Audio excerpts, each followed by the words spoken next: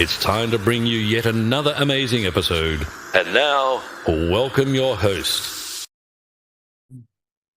Good to have you on Live Reality by Omobola Stephen. I'm the host of Omobola Stephen. On Live Reality, we like to explore topics on the personal development and self-improvement because we realize the importance of embracing personal development and self-improvement along the course of our life. In embracing personal development and self-improvement, we get to find ourselves along the way. And where we find ourselves, we come to realize there's so much innate possibilities that we can become and achieve in life if we don't give up. Now, personal development and self-improvement is a lifelong process. You and I must endeavor to embrace in order for us to move from where we are to where we need to be. This is the focus of Level Lead by Omobola Stephen. We share disruptive mindset conversations on topics and subjects under this. Today, I have Colby Wilk, who is an intuitive teacher and guide, mentor and teacher. Now, Colby assists people to be fully alive. He also assists them to grow their best life. We'll be talking much about spirituality today. Welcome to the show, Colby Wilk. Hi, thanks for having me on. Thanks for joining me, Colby. Looking forward to a great time indeed.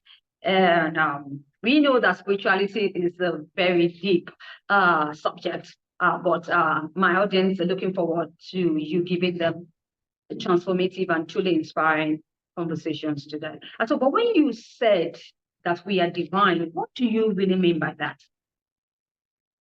We are both fully human and fully divine. And when we embrace our humanity and our divinity, we become fully alive. It is not just accepting our divinity that matters. It's accepting our humanity that gets us to our divinity. A lot of people bypass their humanity and try to not feel their feelings, not feel their hatred, not feel their betrayal, their loneliness. But it's that very sense of our humanity, what's wrong with us, what doesn't feel comfortable, that gets us to our divinity. A lot of people bypass their humanity and they miss out on the richness of being human. We are here to be human. That's why we're here. We're here to have bodies. And some of us choose to liberate. And it's our body that we're going to liberate with. We're not going to liberate out of it. There's confusion there. We liberate with our body. And we liberate with our body by going into our body and feeling what's there. As you've already mentioned, all our answers are within ourselves. Where else would they be? If I were God, where would I put my being's answers? Well, I put them in their body.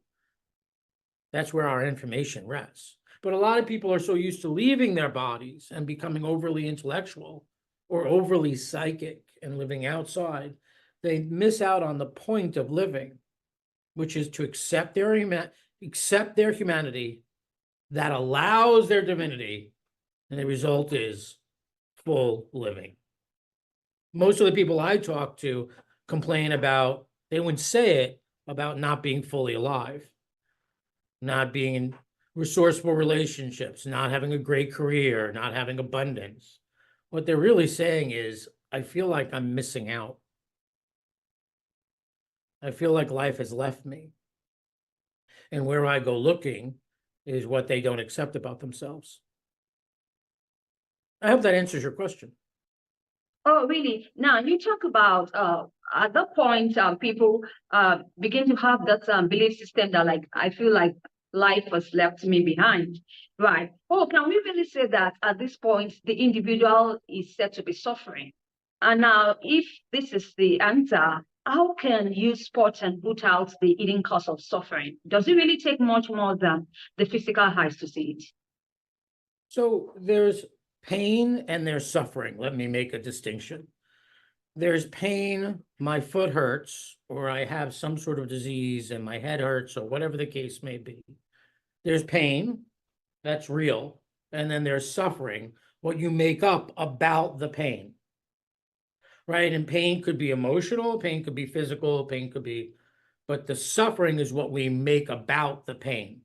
Okay. If you want to be less in pain, then you want to suffer less. You want to disentangle what you're making up about being in pain. Okay, so for instance, this morning I woke up with allergies and I'm stuffy. I could make that mean that God hates me, or that I'm not healthy, or that my system is attacking me and I'm worthless. That's suffering. Fact is, I'm clogged up.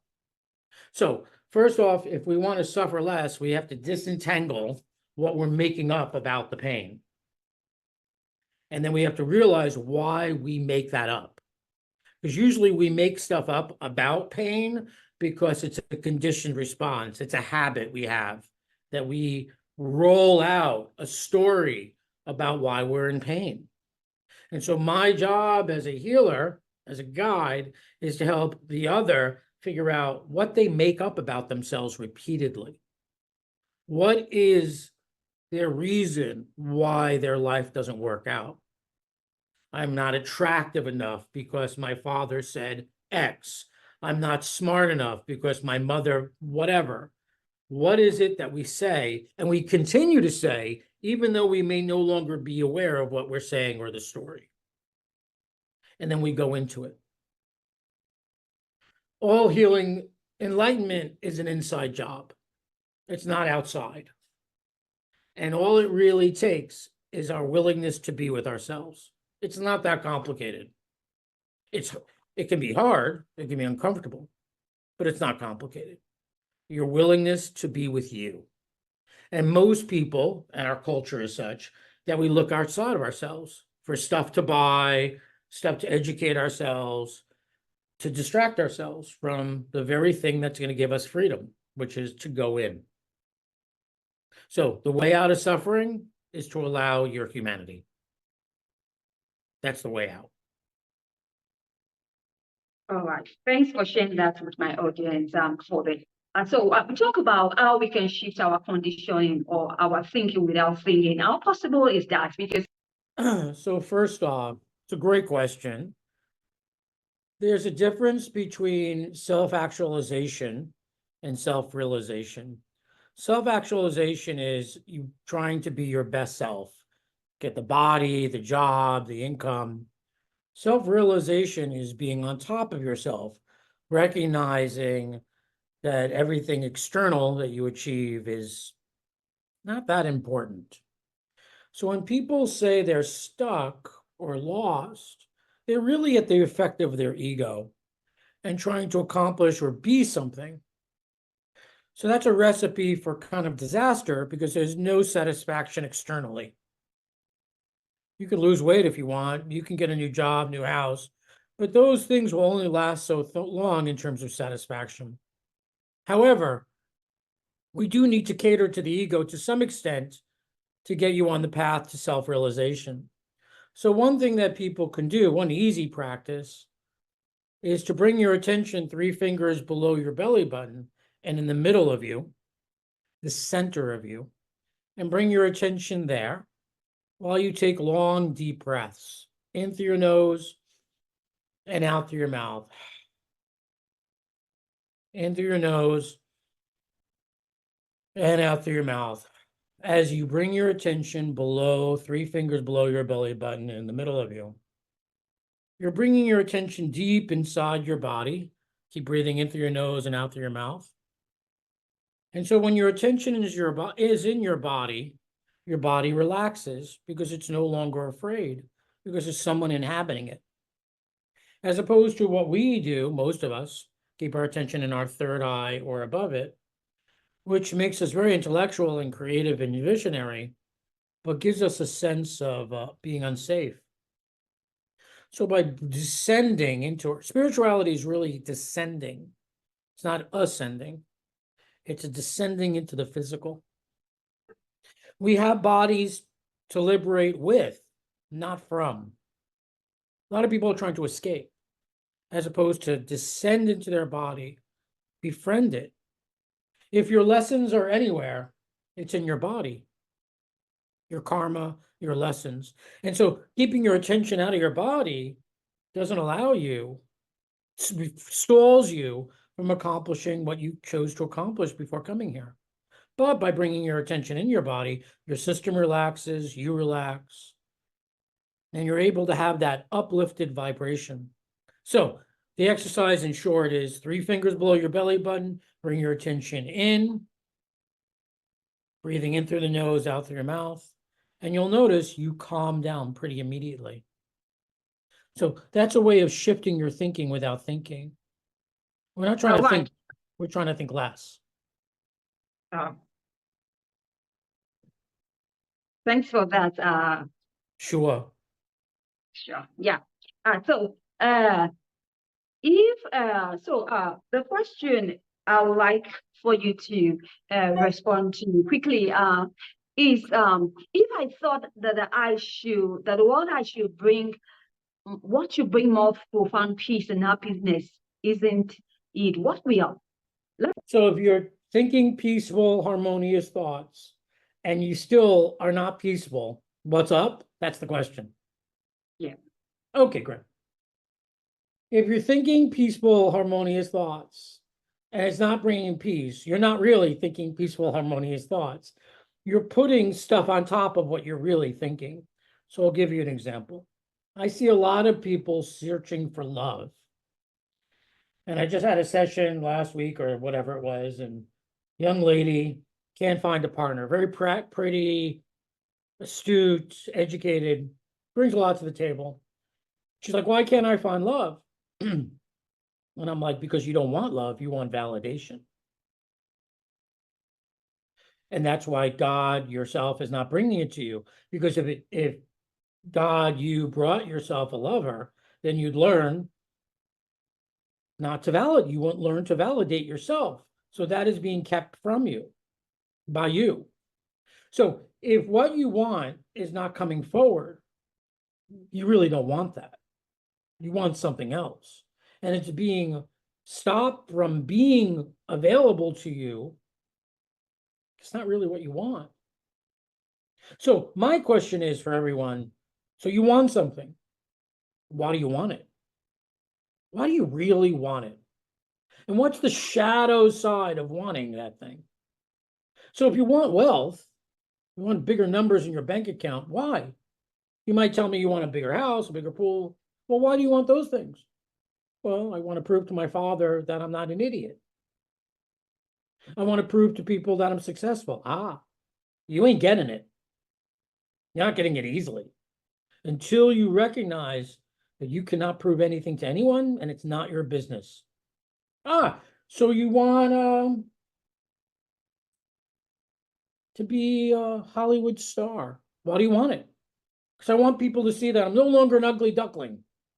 I want people to see whatever. I want my mother to know that I'm as good as my brother. Oh, you ain't getting it till you can get those things for yourself. Because if you did, you would miss out on the opportunity your soul is trying to give you. If you are not getting what you say you want and you're doing everything you know how to do, ask yourself, why do I really want this? So in other words, sure. So in other words, we should be mindful of what we are asking. Is that it? The wave does not tell the ocean what to do. If we are the wave and we are part of an ocean, the wave does not tell the ocean what to do. The wave surrenders to the ocean. What does the ocean want for the wave? What does God, the universe, want for me as a vehicle for it? As opposed to me marching around egoic, telling the universe with my vision board and my prayers and my affirmations what I want. How about you surrender? What does God want for me? Maybe I don't know what I want for myself. Maybe I don't know what will bring me happiness. What does the universe want for me through me? So many people are so egoic into having the life that they want that they don't pause and say, wow, I'm the wave. I am the wave. I'm a small part of consciousness, of the ocean of consciousness. What does the ocean want from me? And the only way to know that is if you're at the top of the wave, you're in your personality or ego, and you descend down through the wave, and every wave is part of the ocean. You descend into from your consciousness down into the wave. And there at the base of the wave, where the wave meets the ocean, there you can get information. And the way to do that is to bring your attention 3 fingers below your belly button. Breathe in through your nose slow, out through your mouth slow, and invite the universe, the ocean, to give you information about what yours is to do. Spirituality is not a way to get what you want. A lot of people confuse that. Oh, I'm going to be spiritual so I can have a better life. No, you're spiritual because you want to relinquish your identity. You want to do what yours is to do. You want to be part of the mystery. And that, you could feel it now as I'm talking, that brings in great peace, great serenity. All right. So can you share some important signs that a soul is calling and they are awakening to their true self? Your soul is always speaking to you. And when I say soul, I mean the larger aspect of you.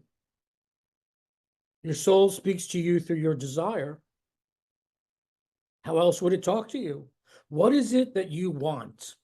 Not, I want a piece of pizza, a cheese doodle, a chocolate bonbon, a good roll in the hay.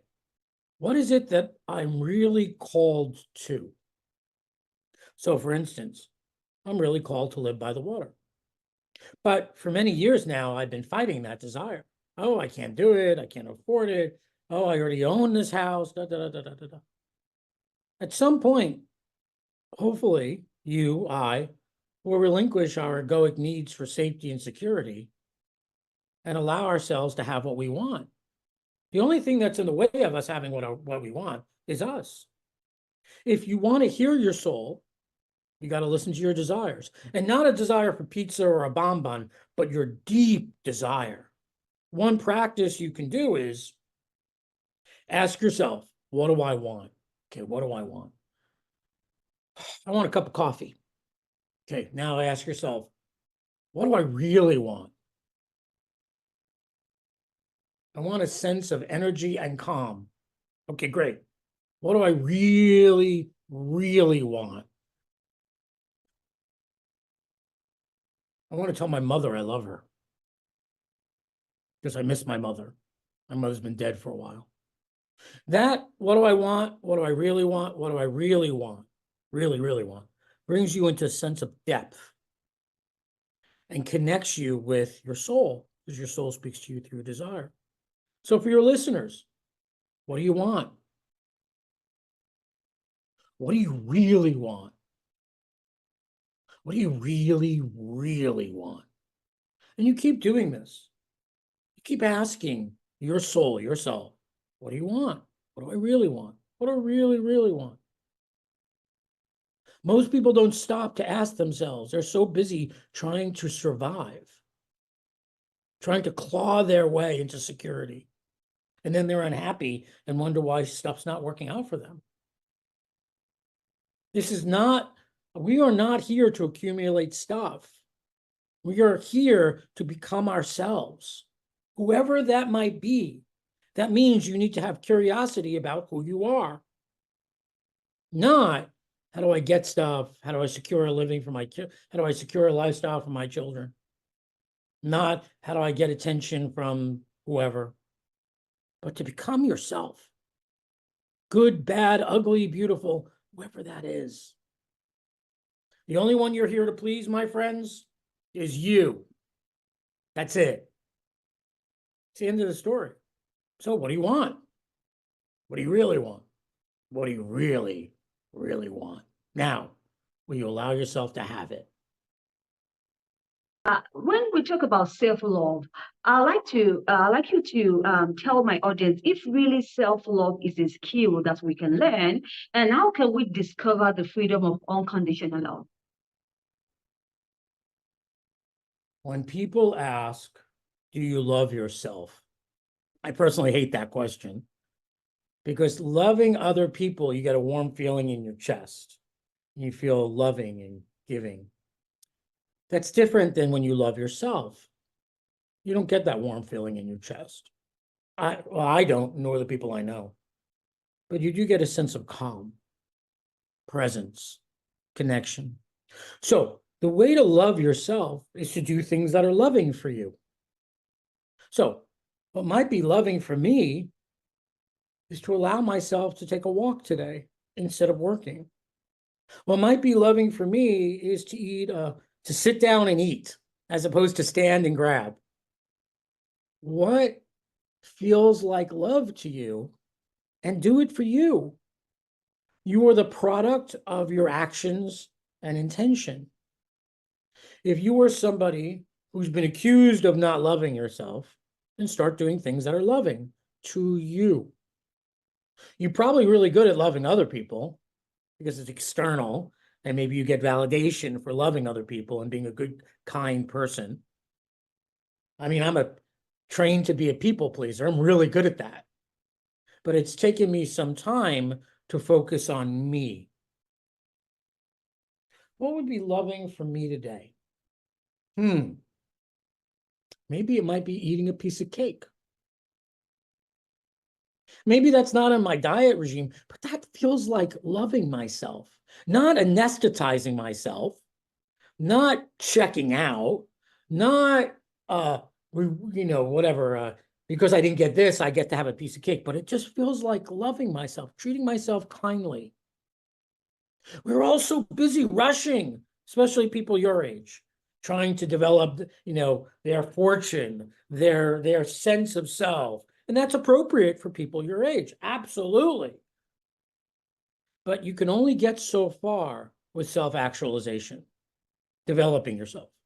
You need to realize what and who you are. What is a human being anyway? What is this that we are? Are we love? Are we spaciousness? Are we God? What is it that we are? And do you have a sense of that?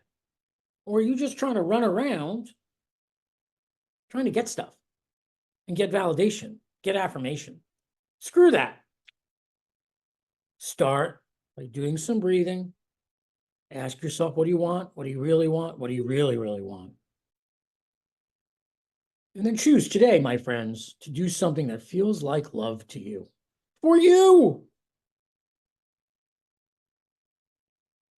Right, Colby, my audience would like to learn of any important project that you think is going to be beneficial to them in the long run, or perhaps you have any important information that you'd like to share with them. This is the right time to do so.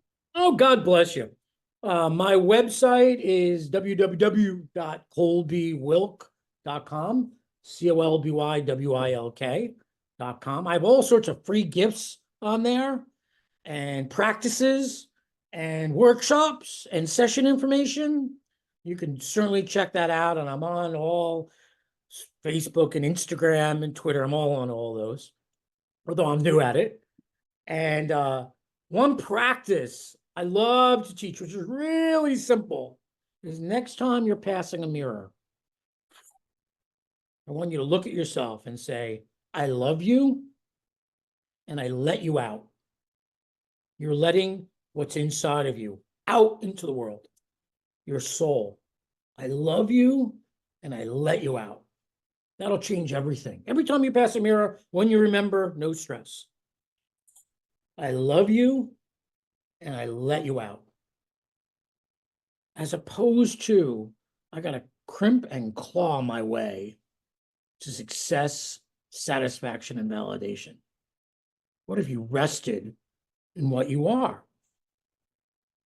Your true self, the God aspect, the divine you, the almighty Ben or Sarah or Colby. Like, what if you rested in that? That's my offer. Brilliant. Thank you once again, Colby, for sharing your thoughts and insight with my audience. We really appreciate you, your time, and your contributions, giving us a valuable contribution to the topic of discussion. We sincerely wish you best of luck in all the projects that you embark upon now and in the near future. Now, if you like to catch up with any missed episodes of the show, you can do so on any podcast distribution platforms to bump into online. And do have a great time.